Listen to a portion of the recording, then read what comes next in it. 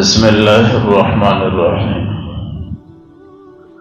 وَإِذَا حَضَرَ الْقِسْمَةَ اور جب حاضر ہو تقسیم کے وقت اولو القربى قریبی رشتہ دار والیتامی والمساکین اور یتیم اور مسکین فارزقوہم منہ تو دو ان کو تم اس مال میں سے وَقُولُوا لَهُمْ قَوْلًا مَعْرُوفًا اور ان کو بات کہہ دو اچھی بات بھلی بات۔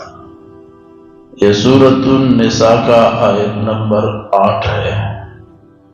گزشتہ آیات کے اندر اللہ رب العزت نے میراث کے حوالے سے مختصراً اجمالی طور پر ارشاد فرمایا ہے۔ آج اللہ رب العزت فرماتے ہیں کہ جب آپ میراث تقسیم کرتے ہیں تو کچھ اور لوگ رشتہ دار مسکین یتیم وغیرہ حاضر ہو جاتے ہیں تو ان کا کیا کرنا ہے؟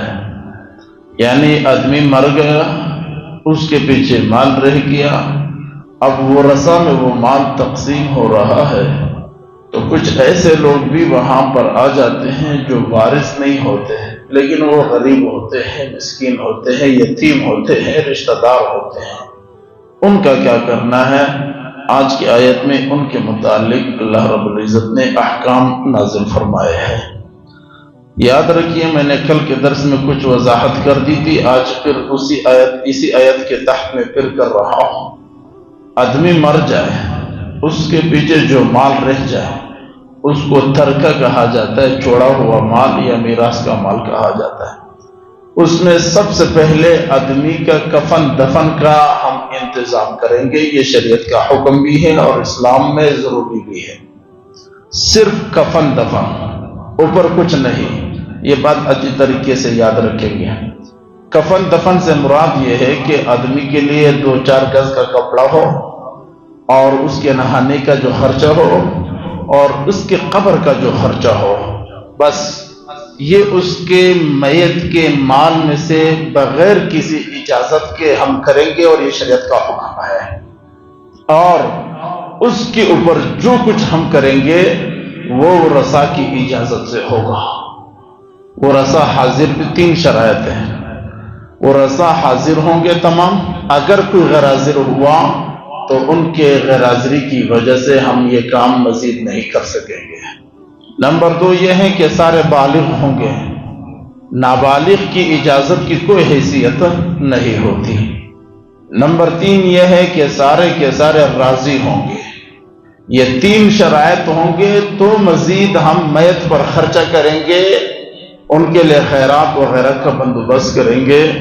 اگر یہ 3 شرائط نہیں ہیں تو صرف کفن دفن کی اجازت ہے، اوپر کسی چیز کی بھی اجازت نہیں ہے کہ اس میراث کی مال سے اس پر خرچ کر دیا جائے۔ مثال کے طور پر ہمارے یہاں قبروں میں وہ ٹافیاں تقسیم کی جاتی ہے، کھجور تقسیم کی جاتی ہے، یا کچھ لوگ وہاں پر پیسے تقسیم کرتے ہیں، یہ آپ سب اپنے جیب سے کریں گے۔ وارث وہ مردے کی وراثت کی مال سے نہیں کریں گے، اس کے لیے 3 شرط کا ہونا بیک وقت ضروری ہے۔ سب حاضر ہو، جو وارث ہے سب حاضر ہو اور سارے کے سارے بالغ ہو اور سارے کے سارے راضی ہو۔ یہ 3 شرائط ہوں گے تو پھر آپ خیرات صدقہ کر سکیں گے۔ اگر آپ یہ تینوں میں سے کوئی شرط نہیں ہے، آدمی مر گیا ہے، تمام کے تمام تر خرچے وہ اس کے میراث سے نہیں ہوں گے۔ کیا ہمارے معاشرے میں کچھ ہو رہا ہے؟ ہمارے معاشرے میں ایسا کچھ نہیں ہو رہا، قرآن کی اس آیت کی خلاف ورزی ہو رہی ہے۔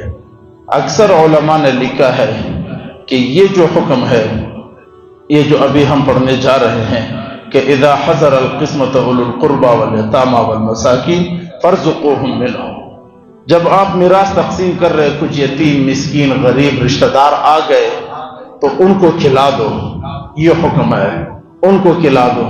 یہ جو ان کو کھلانا ہے یہ اکثر علماء فرماتے ہیں حکم استحبابی ہے، مستحب ہے، حکم واجبی نہیں ہے۔ کچھ علماء فرماتے ہیں یہ شروع اسلام میں تو حکم تھا واجب کے، واجب طور پر ان کو کھلا دو، لیکن یہ حکم منسوخ ہو چکا ہے۔ بعد میں جب تفصیل کے ساتھ میراث بیان ہوا یہ حکم واجبی نہیں، مستحب ہے۔ لہذا اب مسئلہ اتنا ہی ذہن میں رکھیے کہ آدمی مر جائے صرف کفن دفن کا خرچہ آپ کریں گے، باقی تمام کی تمام آپ اپنے جیب سے کریں گے، میراث سے نہیں کریں گے۔ وصیت کے بارے میں حکم آگے آ رہی ہے، وہ تفصیل ہم وہاں پر بیان کریں گے۔ دوسری بات یہاں پر سمجھنے کی یہ ہے، آدمی مر جائے اس کے لیے ہم تیسرے روز پہ ختم قرآن کرتے، جو کہ شریعت کا حکم نہیں ہے، شریعت کا حصہ نہیں ہے۔